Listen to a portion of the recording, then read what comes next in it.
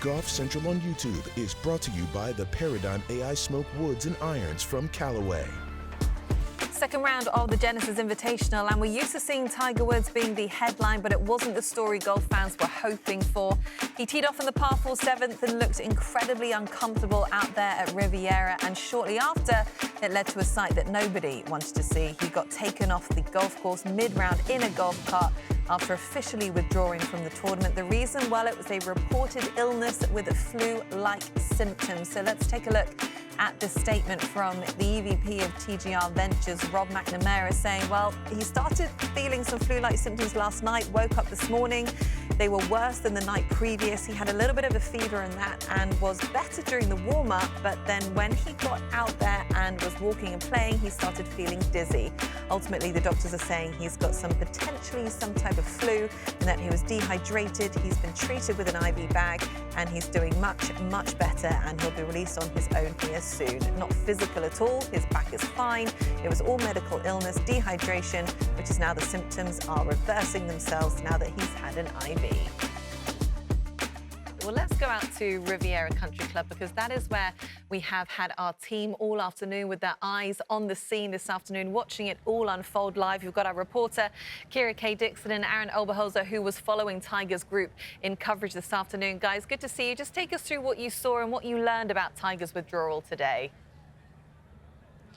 Yeah, Anna, both Aaron and I were down on the range watching the warm-up, and Aaron, you were also out with their group. So overall, what were your takeaways from your observation of Tiger today? I thought on the range he looked just slightly more labored than he did the day prior when he went and played it. He looked a little freer the day before. The swing looked okay today, but I thought the movement was a little bit more deliberate, was a little bit slower, definitely a little bit more labored. But I will say that when he got to the first tee, I didn't think anything of it. I'm just thinking, okay, well, you know, he's going to have to work into this. It's been a while since he's played.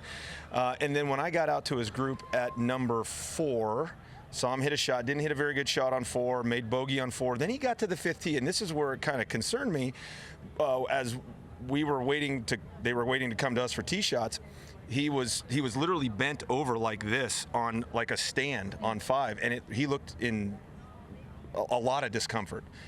What kind of discomfort, I had no idea, but he definitely looked in a tremendous amount of discomfort. Hit the tee shot, hit the second shot, played up 6, and then I saw PGA Tour security just kind of rally around Tiger's people, and they were talking, and Rich Beam and I, who were out there following his group together, we kind of, well, what's this all about? And Rich was like, I have no idea. And that's when he hit the tee shot, and then immediately the cart came out. They picked him up and they took him in, and I had no idea at that point. They came down to me, and I had no idea at that point why he was withdrawing. But you know, it's never a good thing when you hop in a cart as a player. That's usually means a WD. Yeah, that's certainly not a good sign. I was actually standing up here by player dining when I saw Tiger's cart pull up. He got off the cart and just marched straight into player dining. And then there was this moment of question of what's happening next. And a bunch of media members went to the far side of the clubhouse. And at that point, we saw 2 fire trucks and an ambulance pull up. So then we're thinking, okay, this is maybe getting... It was, you know, very dramatic. A little scary, very yeah, for scary, sure. You know, is something really bad happening. They had ended up pulling that ambulance all the way up to a side door, and there was no movement for a while, and they ended up bringing, you know, the device that you would put somebody in. A gurney? Gurney, there we go, thank you for the word. Back into the ambulance without anybody on it. They didn't give any details as to why or who they were waiting for. And then they left, and we went back to the side door where the men's locker room is, and Tiger ended up walking out on his own, got into his car with his caddy Lance Bennett. Rob McNamara was on his team, and security personnel, and they drove away. But it was certainly very concerning there for a little bit, but then we got the statement that, you know, he is in fact going to be okay, that he had flu-like symptoms, was treated with the IV, and seems like things were going much better. But just in terms of his game, Aaron, from what the limited things that you were able to see before things got to the point where you described them, what were your takeaways overall? I think his game is going to be trending for where he is right now. I think we all have to be realistic about where he is from a body standpoint. I think we need to understand that he's only played, you know, 1 and not even 1.5 tournaments since the beginning of last year. And I think that we have to be realistic about where he is right now, and not saying that he can't do something on the PGA Tour anymore, because he certainly can. What I saw, he's still got plenty of speed.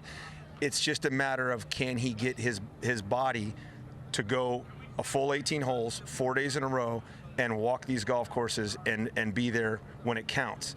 And that's the biggest question mark. And until I see four full rounds out of Tiger, I sit here and I have to wonder, you know, can he still win on the PGA Tour? Well, Aaron, we appreciate your insights as always, and best wishes to Tiger for a speedy recovery. Yeah, interesting stuff. So for more, we welcome you into studio, where I'm pleased to be joined by PGA Tour veteran Brendan Dujon. And not the afternoon that we were expecting for Tiger Woods, I don't think. We were all feeling pretty positive about the way that he was looking in his opening round.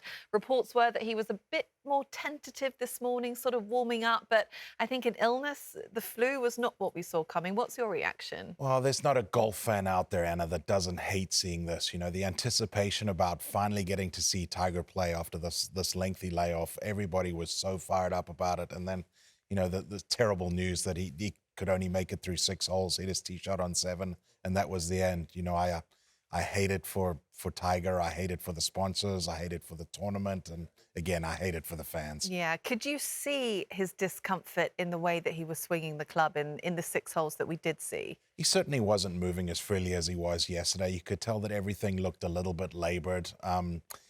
I was thinking that maybe that was just a little bit of fatigue. He hasn't played a lot of tournament golf, but yes, there certainly was a little bit of a labored movement as opposed to yesterday. Yeah, and as for when we'll see him next, you know, we know that he's hoping to play once a month. That could mean that we next see him at the Players.